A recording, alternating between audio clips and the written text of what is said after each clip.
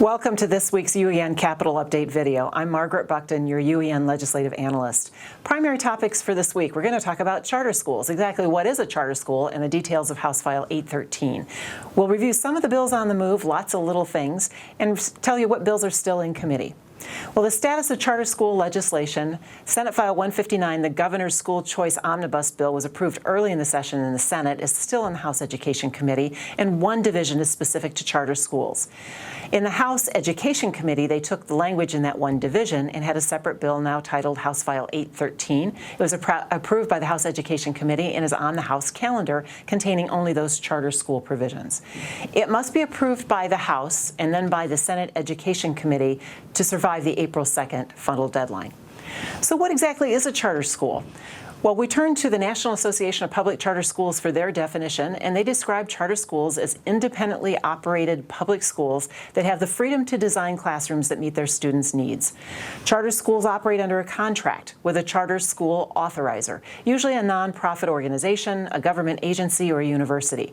And that entity holds them accountable to the high standards outlined in their contract or their charter. It is common to see charter schools led by former teachers who wanted to take the lessons they learned in the classroom and apply those lessons to an entire school. There are more than 7,000 charter schools in the country, and according to this association, everyone is different, both inside and out. Some focus on college prep, some follow a STEM curriculum, and others integrate the arts into each subject. Most charter schools are located in cities, but there are some in suburban and rural areas as well. Some charter schools require uniforms, others have longer school days, and some teach their entire curriculum in 2 languages. The possibilities are endless, but charter schools aim to provide a range of options so that parents can choose the public school that best fits their child. Well, the fiscal note to House File 813 was published today, Thursday the 11th, and it says that of the charter schools across the country, about 35% of them are run by service providers, and there are 2 different categories. One of them is called a charter management organization, that's CMO, which is a nonprofit entity. There's also an education management organization, or an EMO, which is a for-profit tax entity. The provisions in the Iowa law would have only one authorizer of charter schools. That would be the State Board of Education. And the first option we have no problems with. That's a school board applying to the state board as a model. The school board would have a charter school with a local school board writing that contract with a State Board of Education to waive regulations and then promise instead to be held to certain results. The list of laws and regulations that must be followed would be in there, but everything else can be waived through the contract with that State Board of Education. Possible areas of flexibility would be around the areas of offer and teach, Chapter 20 collective bargaining, start date, minimum graduation requirements. All of those could be specified in the contract in different ways than what current Iowa law would require. The second option we do have problems with. This is the Founding Group State Board of Education model. There's no school board involvement or oversight. Some key areas that are proposed in the bill. The Founding Group could be a person, a group of people, or an education service provider. There must be an evidence of need or community support. We don't know what that looks like yet until the State Board of Education would be authorized to write rules and set the criteria. There must be plans for identifying and serving students with disabilities, English language learners, those students below grade level, and gifted students, including but not limited to compliance with applicable laws and regulations. However, there aren't all of the laws applied to the charter school. Public hearing is required in the community where the charter is to be located to provide information and gather feedback from the community, and the initial contract can be approved for up to 10 years.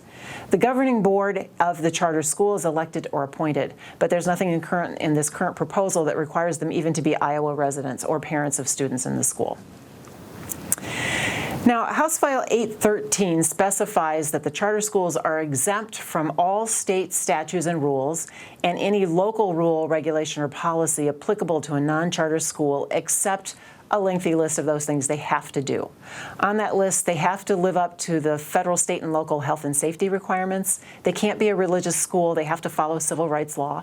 They have to be free of tuition and application fees, offer education to Iowa resident students between the ages of 5 and 21, provide special education services in accordance with Chapter 256B.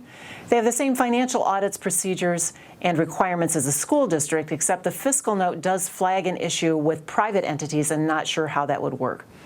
Comply with Chapter 285 on transportation, comply with education standards and minimum days and hours unless the contract specifies that they're not going to do that, and that's waived by the State Board of Education. They have to employ or contract with licensed teachers with an endorsement for the content area they teach, but it's not clear to us whether they are prohibited from employing others. The enrollment shall not discriminate on the basis of intellectual or athletic ability, measure of aptitude or achievement, or status of a person with a disability. Now, they can limit admission to students who are within a particular range of ages or grade levels, or on any other basis that would be legal if it was initiated by the school district. And the enrollment in the charter school has to be timely, and the charter has to notify the resident district by March 1st of the preceding year. So the same timelines as open enrollment. So what's not on that list? The big ones that we see, Chapter 21 or 22, open meetings or public records. Chapter 20, collective bargaining.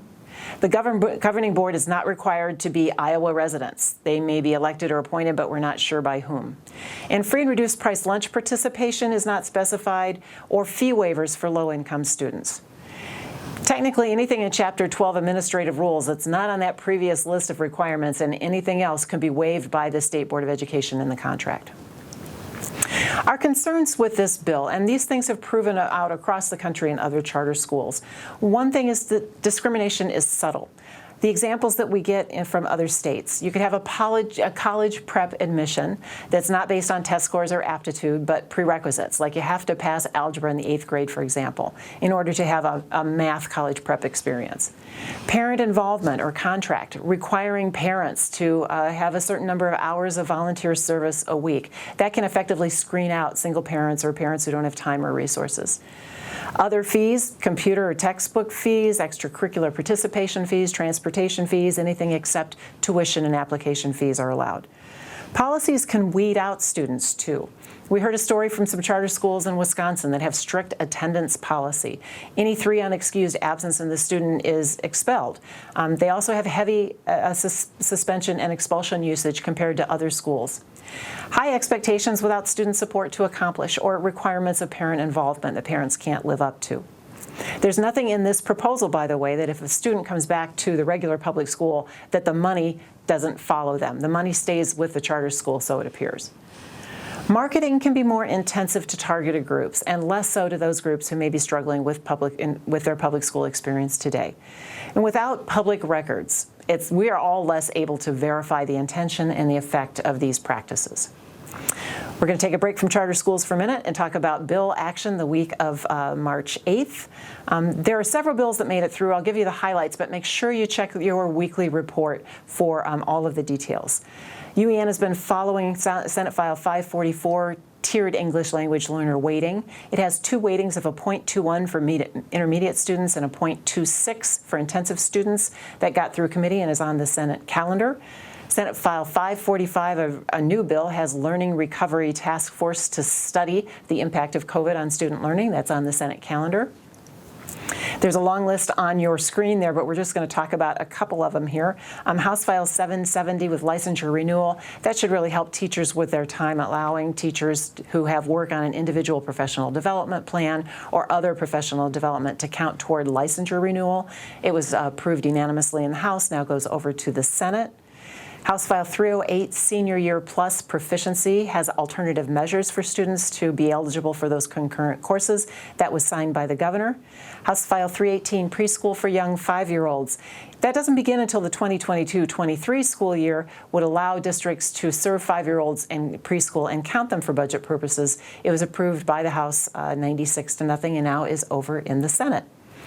House File 228, Voluntary Diversity Plans. This passed early on in the House, has been sitting in the Senate Education Committee. They held a subcommittee this morning, and we expect that bill to move forward in committee next week.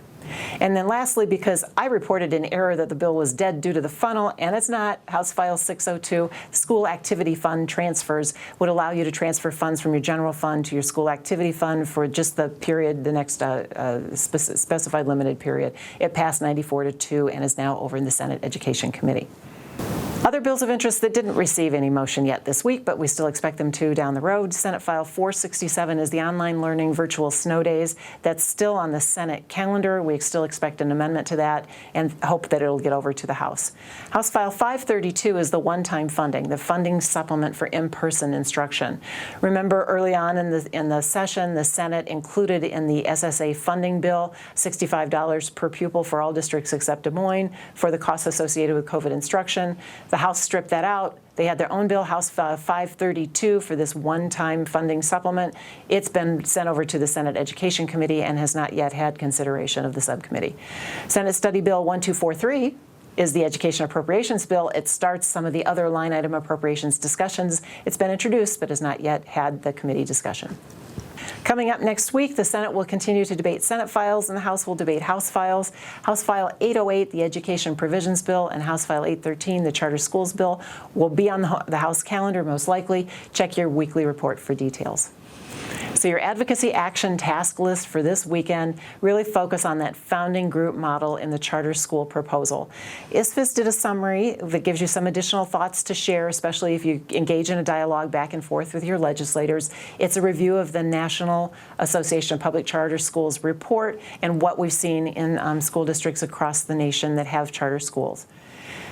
The key items for you to discuss with your legislators. Public taxpayer dollars should be overseen by locally elected public officials like school boards.